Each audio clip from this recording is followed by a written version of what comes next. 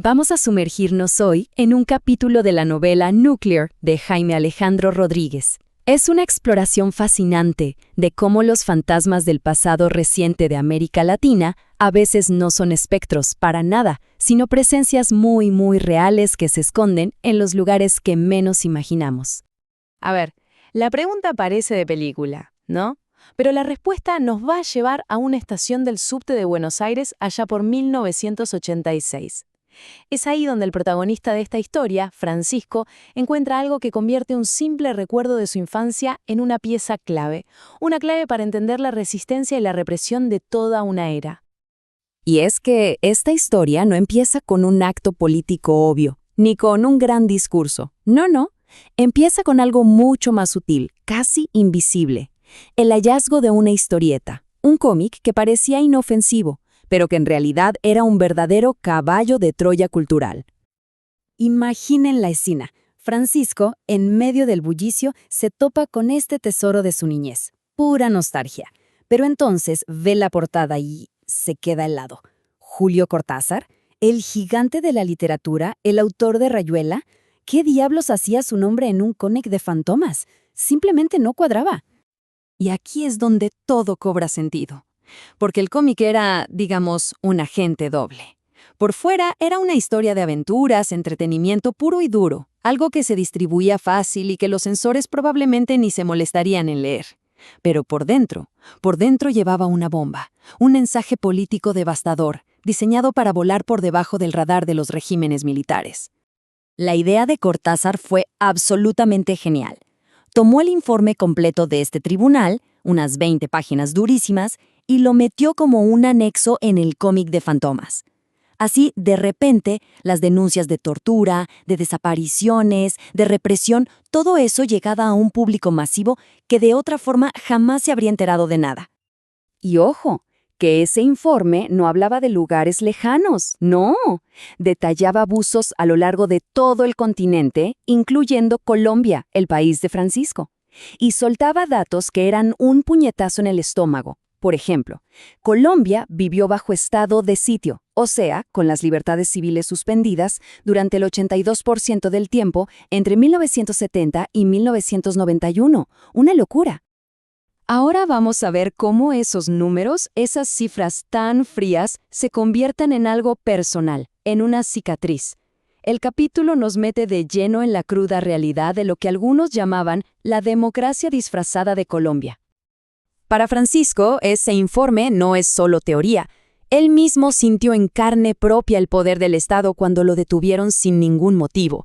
Pero su experiencia, con todo y lo dura que fue, se queda corta al lado de la historia de su amiga Patricia. Su caso ilustra un verdadero horror de esos años. Patricia era, en teoría, de las que estaban a salvo. Pertenecía a la élite, no tenía ninguna militancia política. Era simplemente una profesional brillante, preocupada por temas sociales. Y eso, increíblemente, fue suficiente para ponerla en la mira. Y esto es clave para entender el mecanismo del terror de la época. No hacía falta una razón. La arbitrariedad era el arma principal, porque si le podía pasar a ella, le podía pasar a cualquiera. El miedo era el verdadero estado de sitio. Lo que vino después de su liberación fue quizás peor que el encierro mismo.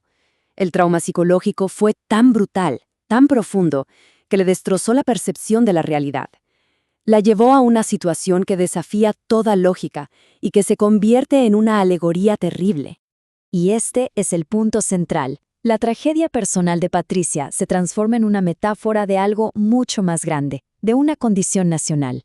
¿Es posible que una sociedad entera, a fuerza de miedo, acabe condicionada para aceptar la opresión? ¿Incluso para identificarse con sus opresores a cambio de una falsa promesa de orden? Es una pregunta que te deja helado. Ahora la historia nos lleva de vuelta a Argentina. La investigación de Francisco se centra en el destino de 3 escritores que se atrevieron a desafiar a la junta militar. Son 3 historias que, juntas, revelan un plan sistemático para aniquilar el pensamiento crítico. La paranoia del régimen llegó a tal extremo que una metáfora en un libro era vista como un acto de subversión. Para ellos, una novela podía ser más peligrosa que una bomba.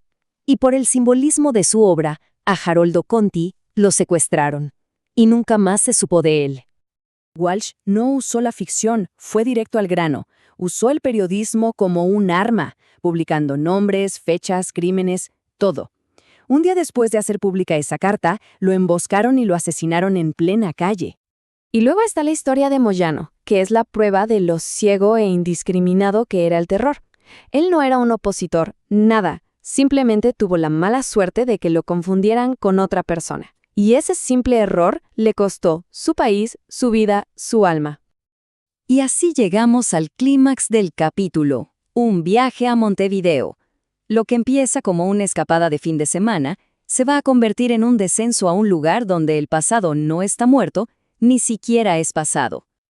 Apenas cruzan la puerta del hotel, sienten que algo no está bien. El ambiente es denso, pesado. El lugar es viejo, silencioso, y los huéspedes no parecen turistas. Hay algo solemne, casi militar, en el aire que les pone los pelos de punta. Poco a poco, las piezas del rompecabezas empiezan a encajar de la peor manera. Los huéspedes y el personal parecen salidos de un cuartel. Aparece una mujer que es casi un espectro. Y por la noche, los ruidos que vienen de las entrañas del hotel no dejan lugar a dudas. Ahí dentro está pasando algo terrible. La mujer misteriosa, Sonia, finalmente le cuenta la verdad a Juan Antonio. Aquello no es un hotel, es un refugio. Una base de operaciones para los represores que se niegan a aceptar la democracia y que, desde las sombras, están conspirando para volver al poder. Y entonces, la revelación final, la que lo conecta todo, cae como una losa. Los fantasmas que Francisco estaba investigando en los libros no eran cosa del pasado. Estaban ahí, en el sótano del hotel, con Tine, todavía prisionero, Walsh, ejecutado apenas la noche anterior. El pasado no estaba muerto, estaba vivo, y seguía matando. Y esta es la idea central de todo el capítulo, dicha de forma brillante. Los espectros que flotan por los pasillos no son el verdadero peligro. Los fantasmas que de verdad dan miedo son de carne y hueso. Son esos hombres que se aferran a un poder violento y que arrastran su pasado terrible hacia nuestro presente. Al terminar este relato nos deja con una pregunta que queda resonando, que incomoda. ¿Cuántos de esos hoteles de fantasmas siguen abiertos hoy en día, en secreto? ¿Y de qué manera esos poderes que se niegan a desaparecer continúan escribiendo nuestra historia?